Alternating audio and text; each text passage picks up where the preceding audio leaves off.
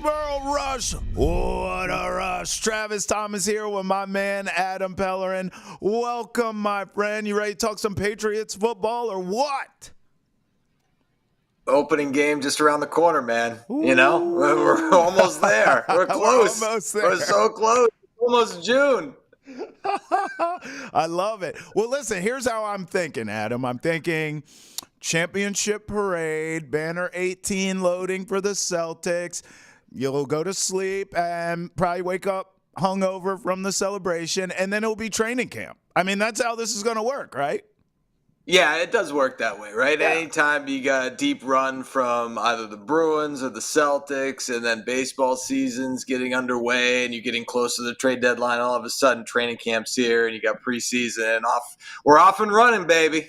Voila. Now that's our reality. Let's talk virtual reality. Ooh, what a transition. You're a pro. You like that? Patriots are using virtual reality to aid in Drake May's development here at OTAs.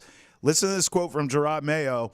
I think the virtual stuff is great, and it's just another way you can steal some of those reps without being on the football field. Okay, so let's talk this out together, Adam. I'm going to guess here, kid's putting on the goggles, and he's like, whoa, I could see the defense. And then you look over there, there's my receivers. Back here's my running back. Okay, I can – hey, listen, man, like in all seriousness, I've heard a lot of old fogies talking about virtual reality. What's the kid going to learn from that? You got to get on the field and get rep. Look, this is 2024. Adam, I don't know how you feel about this, but I look at this as a great thing. It's just another tool to help this kid out, to help learn what he's doing. Jaden Daniels actually talks about this. Jaden Daniels, when he transferred from Arizona to LSU, he talked about how when he got to LSU and he had all the state-of-the-art stuff, the practice facilities, the equipment, top-of-the-line everything, you know how they do in the SEC, he talked about the virtual stuff helping him.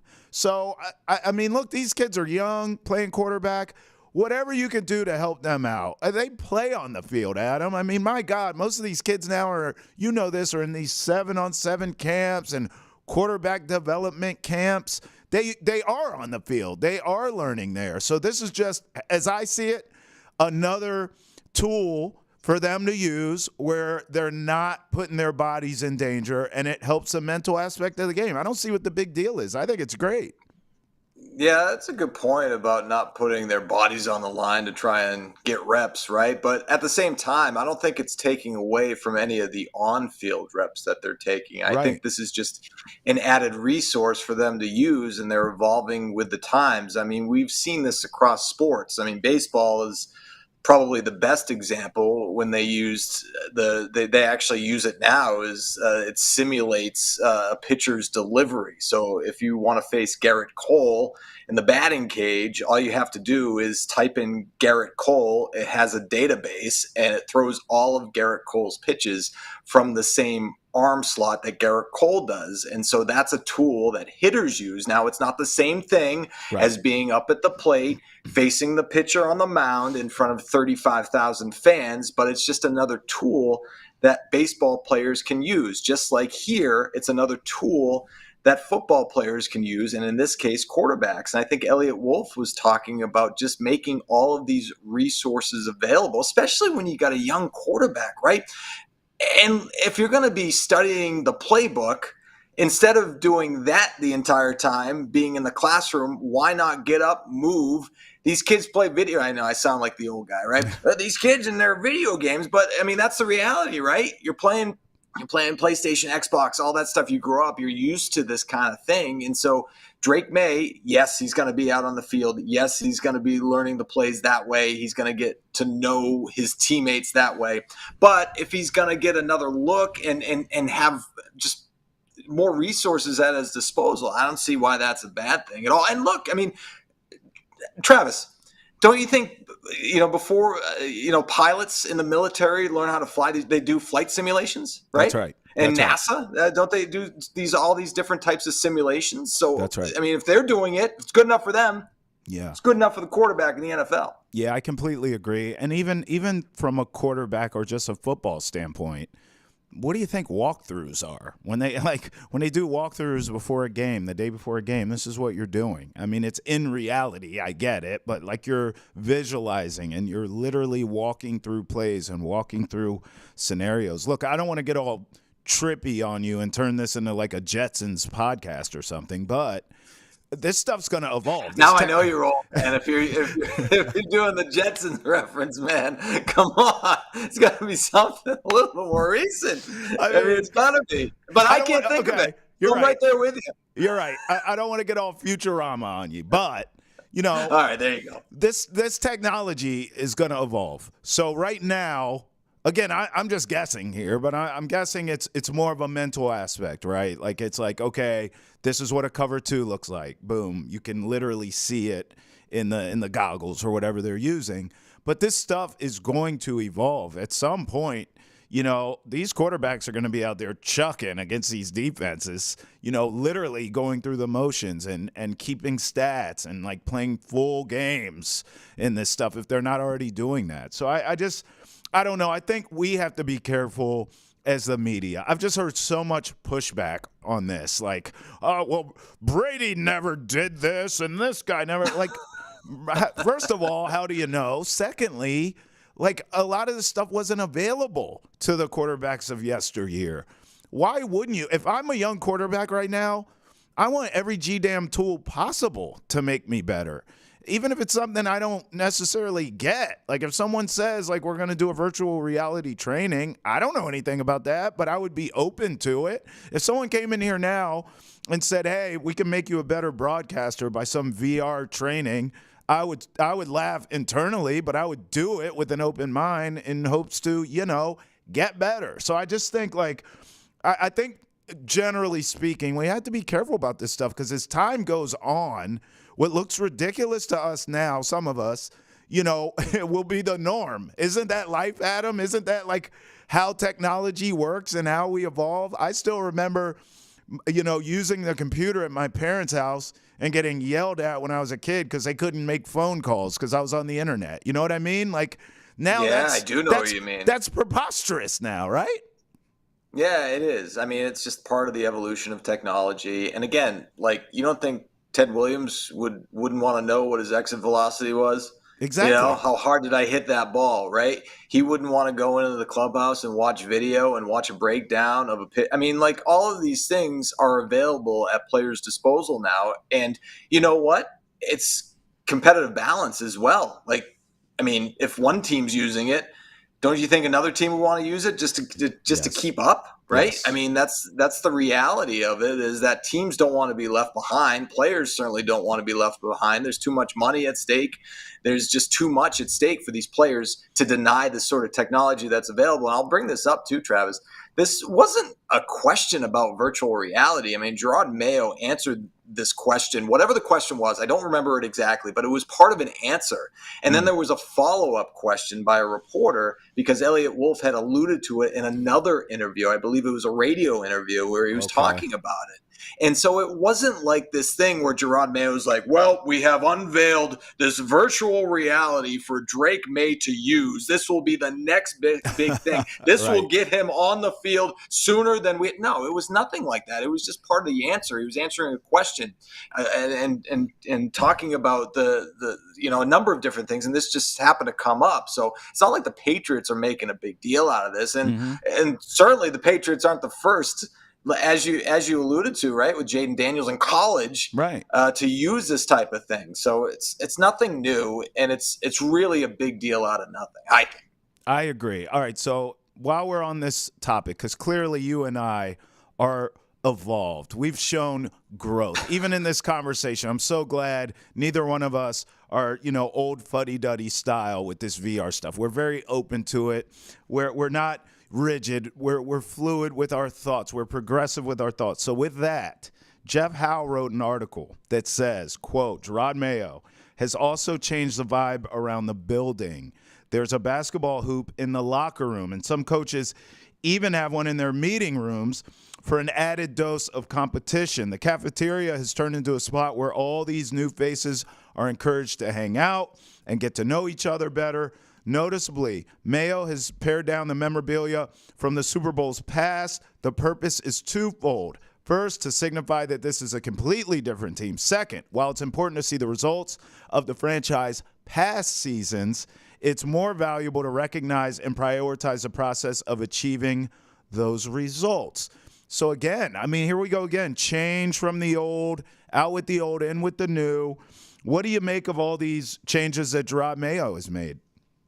I think it's great. He's making the building his own. Yeah. I mean, I don't see how you could look at it any other way. It's it's not like they're changing their name from the Patriots to the Jetsons, right? So I think I obviously there are some things that are going to carry over from the old regime to the new regime, including the head coach, including Elliott Wolf, right? Including a number of players on the roster who they brought back and re-signed. So it's not like they scrubbed their entire past, but Jerod Mayo is making it his own. And I think the one interesting thing that people will probably talk about the most is the fact that they don't have as many knickknacks from their Super Bowl years as they had around the building in the past. And while I think it's important to appreciate history and understand how others achieve success within your organization, I think it's also important to create your own path. And I think that's what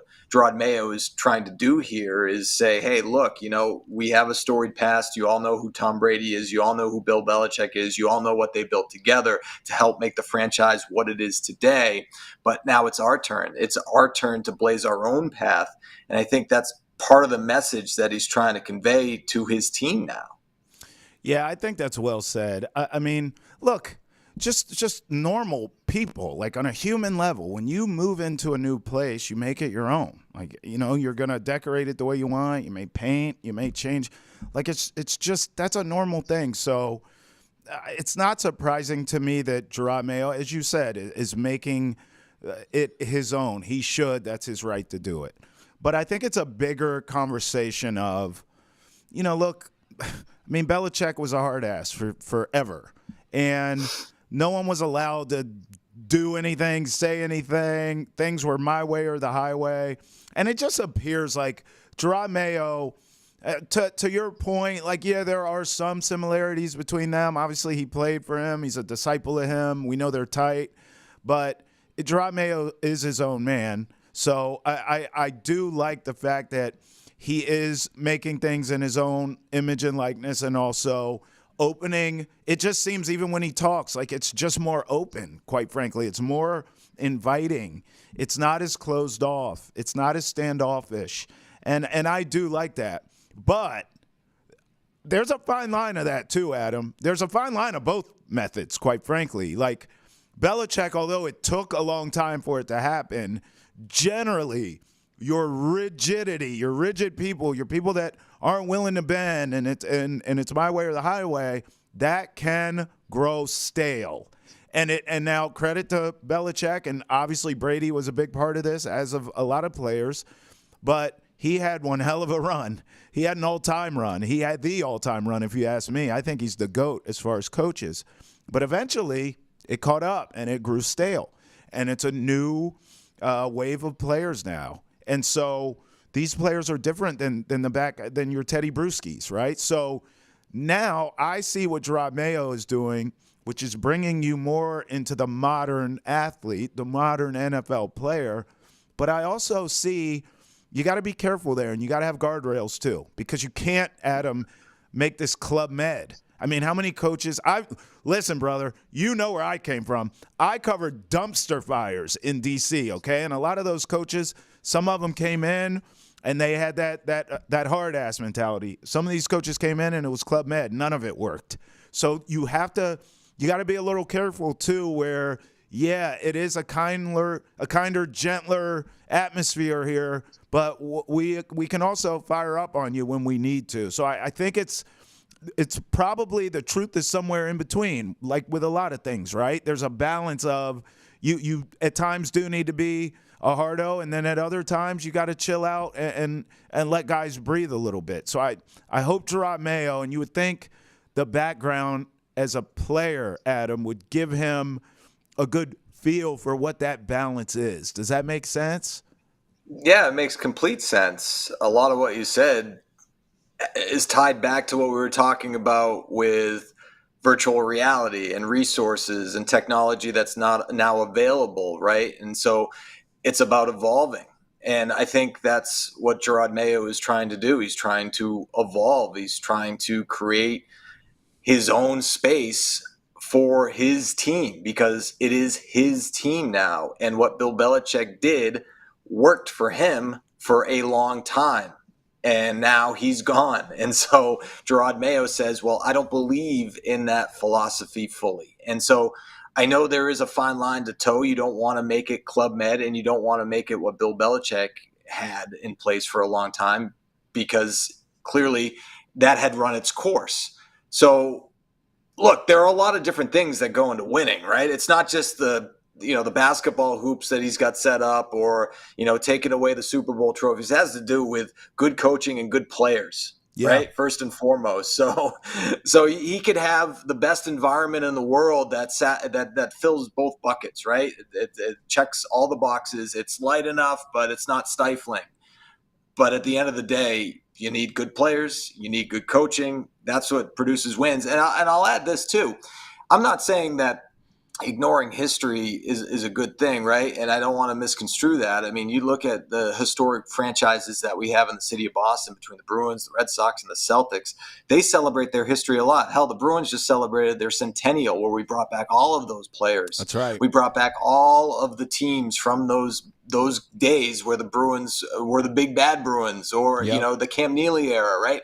So they celebrated the history. I think that's important as well. But the difference between where the Patriots are and where the Celtics and Bruins especially are, the Red Sox are in a different space right now. Mm-hmm. They're trying to build something. The Bruins and Celtics are established playoff contenders, right? Yes. They are. So they're celebrating their history, but at the same time, they're trying to achieve something great. They're trying to win a championship. The Patriots are in a different space right now. They're trying to build something. So instead of resting on your laurels of what you accomplished as a franchise for so many years, look, you guys are all new to this for the most part. We got a new franchise quarterback who just walked through the door. It's not Tom Brady. It's your turn now, and I think that's part of it. By the way, I'm a theory guy, and I was just writing these names down while we were talking about this.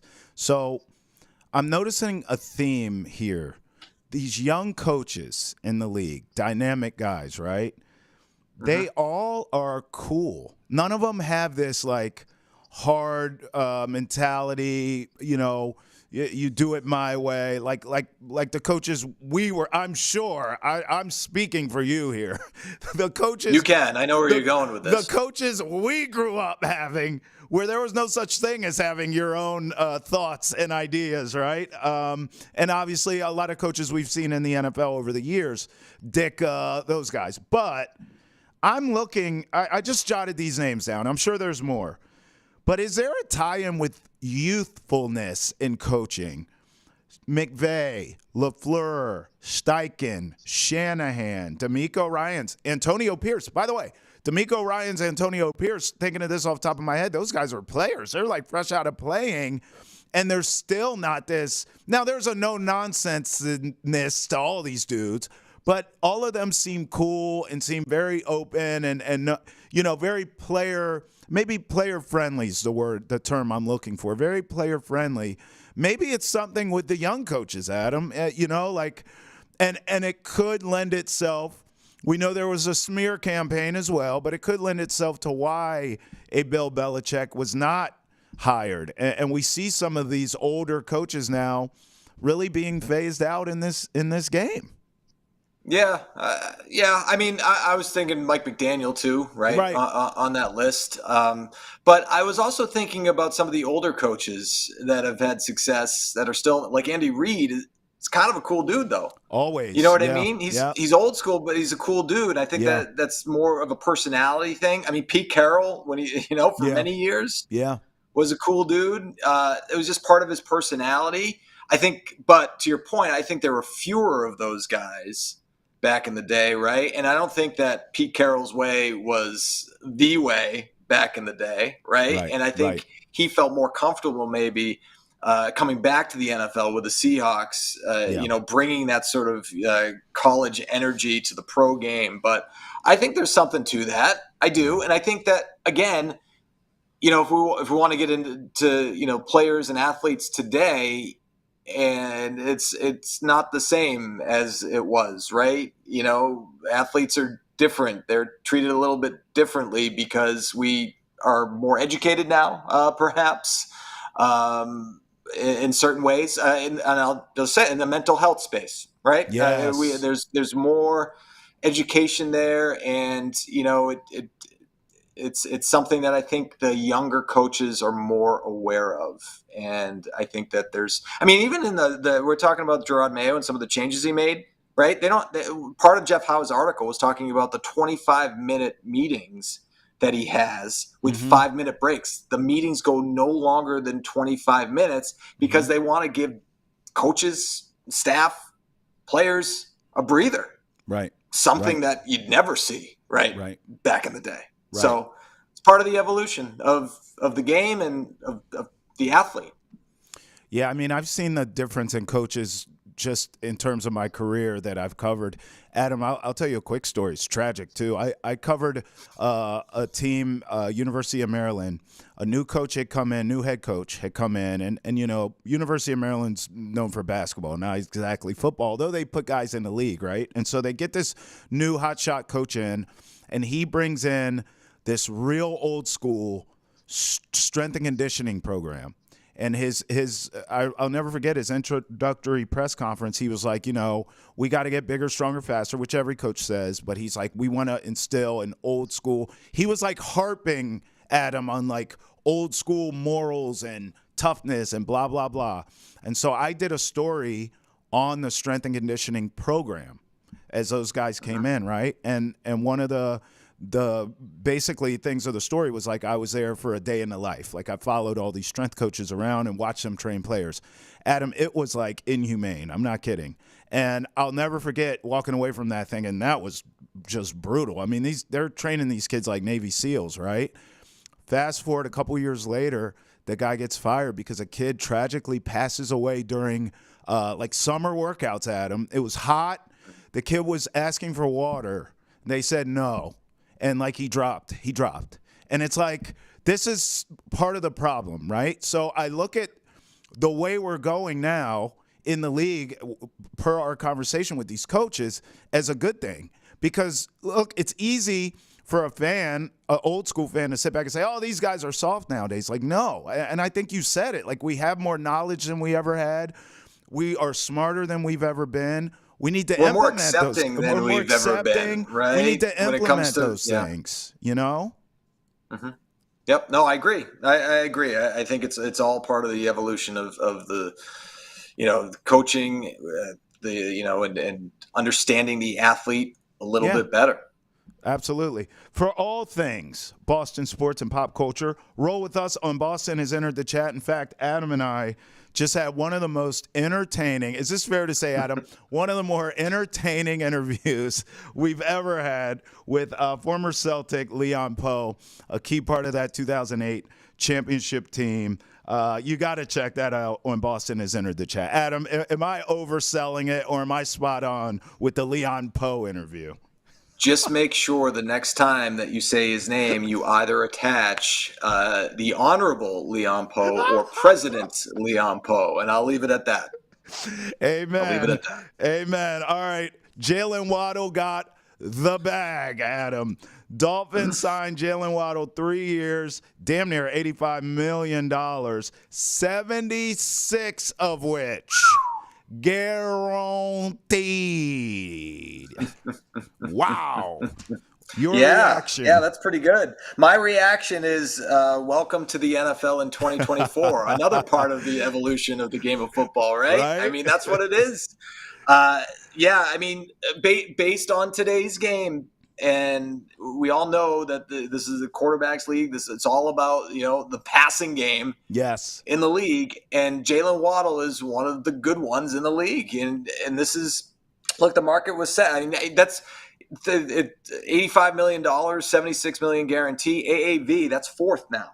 Woo. That's fourth. So it's not first. It's not right. So there are guys that make more per year, and that list that includes AJ Brown, who's tops right with the Eagles, Amon-Ra St. Brown with the Lions, and then who's the third one that I'm forgetting? It's somebody else. Here, I got you right here. This is you got just it? You got the this list? is just this offseason, Adam. Ready? So we see Yep. Waddle here. We're talking Waddle, Yep. 3 years, basically. Let's round up. 3 years, 85 mil, 76 in which guaranteed. Then you have Nico Collins, 3 years, 73 Yep. mil. AJ Brown, you mentioned, 3 years, 96. This is just this offseason, Adam. Amon-Ra Right. St. Brown, 4 years, $120.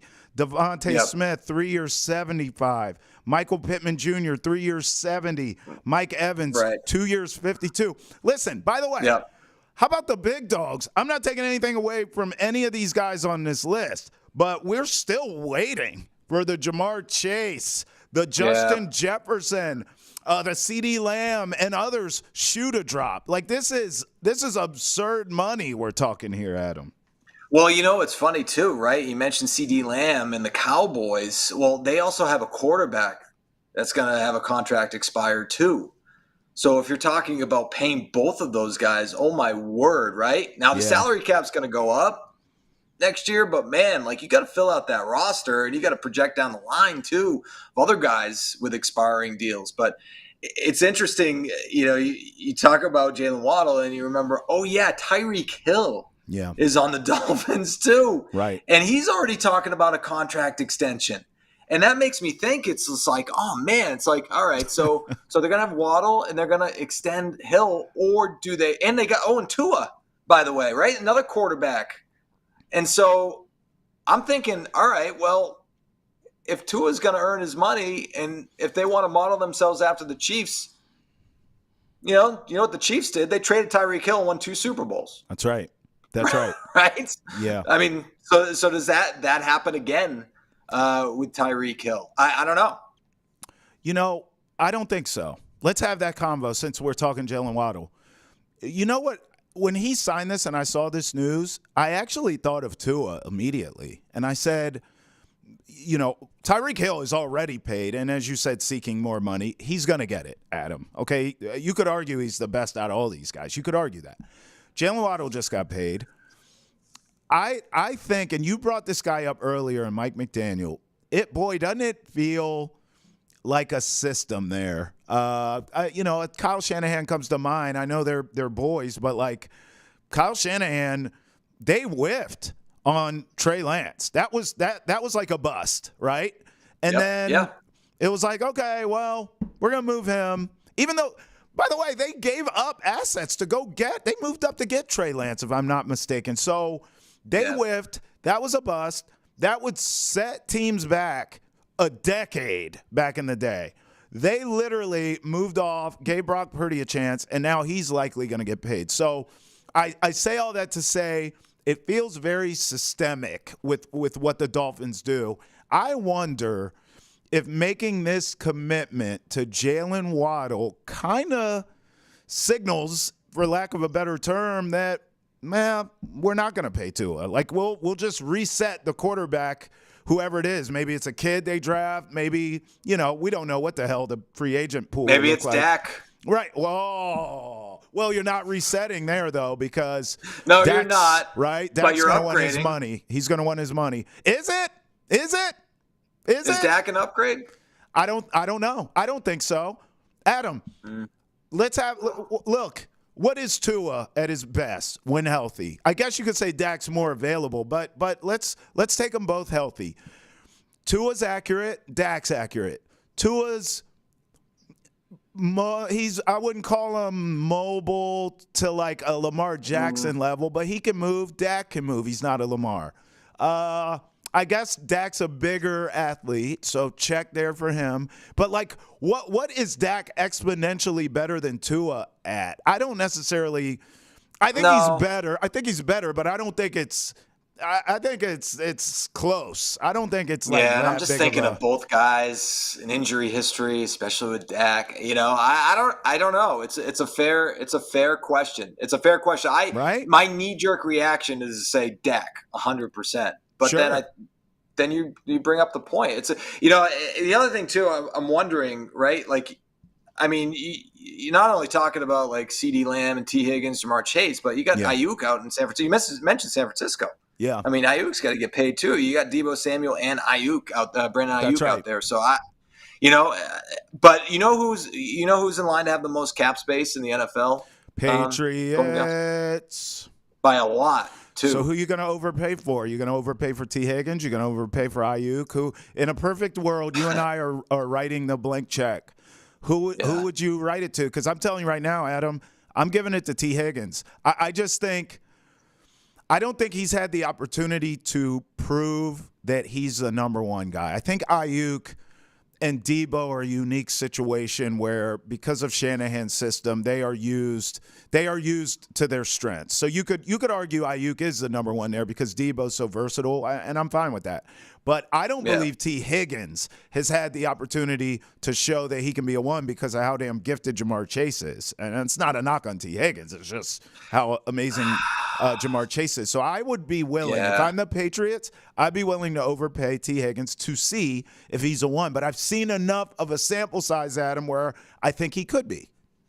Yeah, no, I mean, that's fair. It's going to be interesting, though, because we talk about team philosophy and we talk about the changing of the guard in Foxborough, and the philosophy Right. in Foxborough had always been we don't pay wide receivers. We don't bring in these big name wide receivers and sign them to big contracts. And I wonder, now that they have the money to do that, Yeah. will they do that? Is that part of the new philosophy with Elliott Wolf running the show, and now you have Alex Van Pelt as the offensive coordinator, and and they got the quarterback with the big arm in the draft. Right. I mean, you look at this roster right now, and again, I know this isn't a Drake Maye conversation, but we've had this conversation before. Are we going to see Drake Maye? When are we going to see Drake Maye? Is it going to be in week 5? Is it going to be in week 13? Is it going to be at all this season? Well, at some point, we are going to see him. And I don't want to see him on the field with, unless, Jalen Polk turns out to be, Rashee Rice or something, right? Where, they get a guy in the second round and he ends up being really good.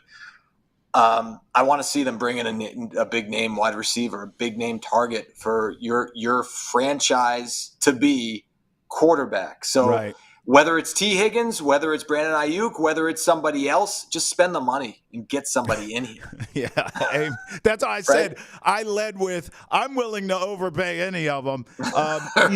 You mentioned Rashee Rice, which brings me to this because we know, yes, on the field, boy, he made some strides, and he became really the Chiefs' go-to guy outside of Travis Kelce during their Super Bowl run. But he's had some issues this offseason. We know the car crash in Dallas. The Chiefs could be having the worst offseason of all time, Adam.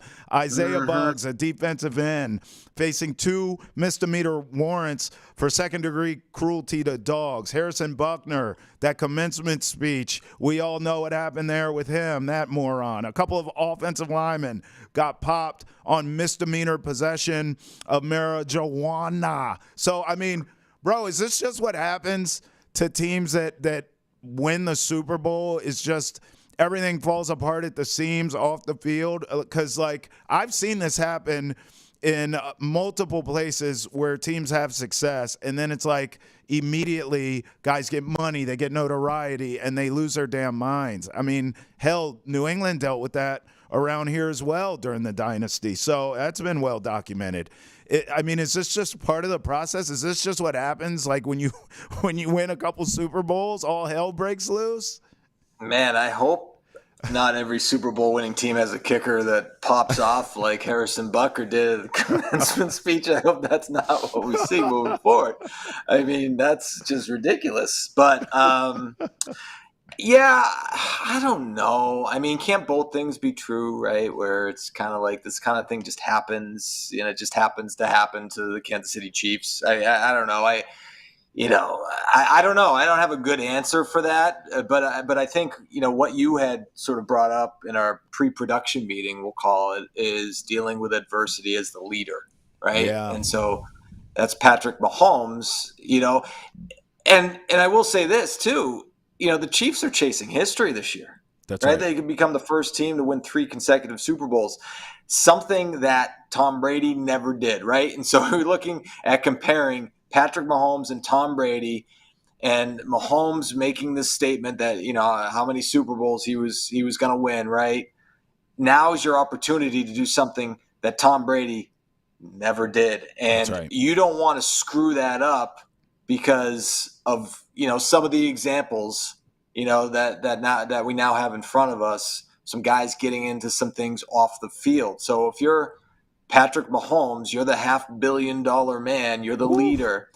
You got to get your S together, Yep. Yep. and get everybody on the same page. And that's what the Patriots were always very good at doing, is sort of bringing the group together. Everybody, it's us against the world, especially with some of the stuff that you sort of alluding to, right? Talking about distractions that the Patriots had to deal with, whether it was Yeah. Spygate or Deflategate, right? Or the Aaron Hernandez situation, obviously. Right. And that's something that, now Patrick Mahomes is facing the challenge of bringing the group together and also chasing history. Yes. Yes. I think that's well said. And listen, Tom Brady had to overcome all this stuff, all of it, all the off the field stuff, throw in trades and free agents leaving. And I mean, it's part of, if you want to get to a GOAT status, right? Whether you are considered the GOAT like Tom Brady and you usurp him, or you just want to be in the conversation, this is part of that process. And you're absolutely right. Hell, Patrick Mahomes has issues in his own family. So like he's gotta navigate all this stuff. He's got to deal with all this stuff. And if he is indeed on par with or greater than a Tom Brady, this is part of it. Let's see how you handle the adversity. Now, what we've been doing, Adam, here on Foxboro Rush is we have been ranking the quarterbacks for each division. Next up is the AFC South. So I noticed here on our graphics that we have the exact same ranking, in which all I have to say is that's because we are exactly right. There is no other damn ranking. There's no other. Now, I understand the sentiment of maybe a Trevor Lawrence over a CJ Stroud, but you and I both have Stroud, Lawrence, Anthony Richardson, Will Levis. And look, I have to imagine you feel the same way I do on Trevor Lawrence. Here's where I'm at. I have been waiting for this guy to take the next step. It's time. And he's about 2 years overdue where I've been waiting. And I get it. There's injuries, there's this, there's that. It's always excuses. But here's what I know. Doug Peterson is a quarterback whisperer. This guy took Nick Foles and outmatched Bill Belichick and Brady in a Super Bowl. I've never seen anything like it, and I don't think I ever will. So if you can't work and sort of elevate or level up with a Doug Peterson after a couple seasons, and you have all the weapons galore. I know they lost Ridley, but they had him. Like, I'm starting to get real concerns that Trevor Lawrence is at his ceiling. He's as good as he's going to be. That's where I'm at with him. And then I watch CJ Stroud literally walk into this league, Adam, take it by storm and win a playoff game. Like, I just can't even, you can't make this stuff up. No, I know. With Trevor Lawrence, it's just like there's just too many interceptions, right? 39 interceptions in 3 years, and you're the number 1 overall pick, and year 4. I mean, it's a big year. It's a big year for Trevor Lawrence. So we'll see how things play out. But CJ Stroud, man, like, I was kind of, again, I know he's persona non grata in Houston, but it kind of reminded me of, like, when we saw Deshaun Watson, emerge in Houston. And then now you have, it's almost like a rebirth where Texans fans have that guy again, right? And CJ Stroud. And what he did last year to get to the team to the postseason. Not only that, but you're bringing in Stephon Diggs, right? And you already got Nico Collins in there. Like you like, I mean, your offense is cooking. Got. I mean, this is exciting times, I think, in Houston. Yes, I would agree with you. All right, let's talk about CJ Stroud a little deeper, because you look at the AFC. And there are some great quarterbacks. We just talked about one in Patrick Mahomes. We understand Josh Allen is a cheat code.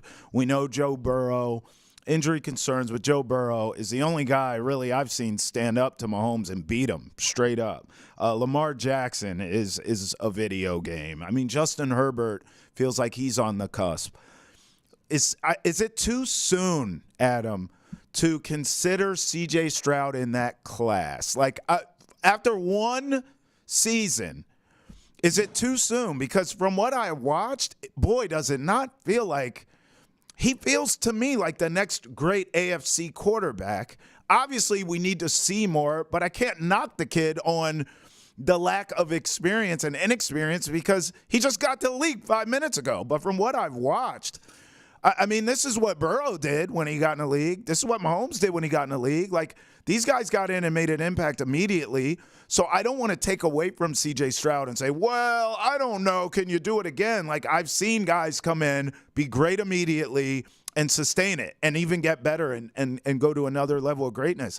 I'm willing to throw C.J. Stroud in here and say he is definitively the next great AFC quarterback. Are you? Yeah, I mean, based on what we saw last year, why not, right? But at the same time, it's that whole sophomore slump, that could come rearing, its ugly head. I mean, I don't think it will, and I don't think it will because I think the Texans have done a good job surrounding him with the right pieces, right. And the offensive line, I think it went through some health issues, if I'm not mistaken, last year. Yep. But they got Laramie Tunzel on his blind side, Old friend Shaq Mason's on that offensive line. So he's got a good offensive line. I don't know. After a year on tape, there are going to be defensive coordinators that find things. And so I'm interested to see how he makes the adjustments. And that I think after 2 years, I think I'd feel a lot better saying that he's in that sort of upper echelon that you're sort of putting him into. I'm not saying he won't get there. I don't feel entirely comfortable doing it just yet. I need to see a little bit more. I think that's fair. I mean, listen, I've been known to overreact, Adam. It's okay. Are the Raiders supposed to win the Super Bowl at some point, the last couple of years or something? I'll tell you one guy, though, and he's on both of our list, and we both have him over Will Levis. I mean, this Anthony Richardson kid, brother, if he can just – he almost has a Cam Newton aspect of where – and even Big Ben to a certain extent when he was younger before he got all fat. But, it's almost like you're so big, physical, strong, gifted that you don't even think to protect yourself. You're just like, no, I'm going to run this guy over because I'm me. Right. And, I need – Shane Steichen is a tremendous coach. I need that coaching staff to just figure out a way to get in this kid's head to just protect yourself a little bit better. And if Anthony Richardson can put it all together, Adam, this kid could be special, man. He's got a good offensive line too. Yeah, he does. I think that's a good thing. Jonathan Taylor, I think, if he can stay healthy and step up a little bit. Yeah, Josh Downs, right? That's another name, right? So that's going to be interesting to see, right? Because, you only played 4 games and, health, you're going to be watching to see if he can stay on the field. That's the biggest challenge right now for him, I think going into the year. So, but yeah, I mean, the ceiling is high, so right. You got decent quarterbacks in the AFC South. You got you got potential, right? I think the 4, right? Because between Levis and Richardson and Stroud in the sophomore season and waiting for Trevor Lawrence, that's an intriguing group right there. It is. And listen, they put the requisite weapons around Will Levis too. You got to give Tennessee some credit. They overpaid Calvin Ridley. They fix the offensive line. They have an offensive-minded head coach there now. You get Tony Pollard as a running back. I just think, everything's there in place for him to be successful. We'll see what he does with it, but you certainly can't fault. Sometimes these franchises get these young quarterbacks, and it's just like, okay, go be the savior. We're not going to really give you much to work with. And it's like, well, what do you expect unless he is for sure some great quarterback, he's not going to be able to overcome that. I always think that with the Jets. Like, everyone bashes Zach Wilson, and we all watched him play. Yeah, he sucked, but what did you do to help him out? So Will Levis at least getting some help there. For all of our best content of the day, make sure you follow us on Facebook, X, Instagram, YouTube, and TikTok. Travis Thomas, Adam Pellerin, Foxboro Rush. It's in the books, baby. Till the next time we do it again. Peace out.